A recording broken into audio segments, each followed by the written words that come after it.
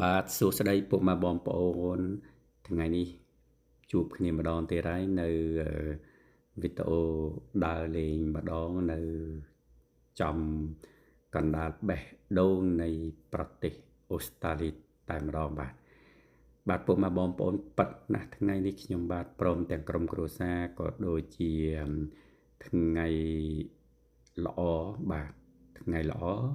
ពុកម៉ែបងប្អូនដឹងហើយគឺជាថ្ងៃក្រហមបាទហើយអញ្ចឹងគឺកូនប្រុសពៅរបស់ខ្ញុំបាទ School Holiday គាត់ចង់ឲ្យប៉ាម៉ាក់ក៏ដូចជាបងប្រុសទាំងពីររបស់គេជូនទៅលេង Museum នៅចំកណ្ដាលទីក្រុង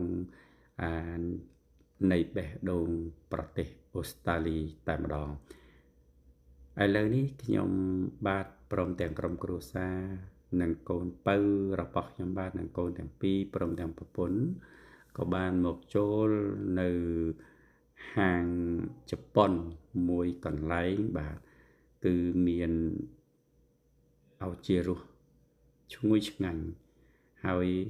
ឆ្ងាញ់ពិសាទៀតផងបាទមិនធម្មតានេះបើយើងជាឪពុកម្ដាយមិនបានទៅជាមួយគឺរកកន្លែងញ៉ាំឆ្ងាញ់មិនបានទេតើតែកូនគេធ្លាប់ទៅរៀននៅដល់កណ្ដាលបេះដូងនៃទីក្រុងស៊ីដនីទើបគាត់នាំយើងទៅហូបហើយទើបយើងនឹងក៏បានដឹងអញ្ចឹងបាទយើងនាំគ្នាហូបបណ្ដើរនិយាយគ្នាលេងបណ្ដើរហើយចេញពីកន្លែង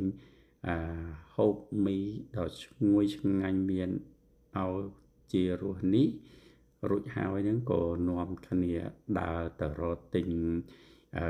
ទឹកបន្តទៅទៀតហើយនឹងឈ្មោះទៅ Museum តែម្ដងវីដេអូរបស់ខ្ញុំមានតែប៉ុណ្្នឹងទេសង្ឃឹមថាជួបគ្នា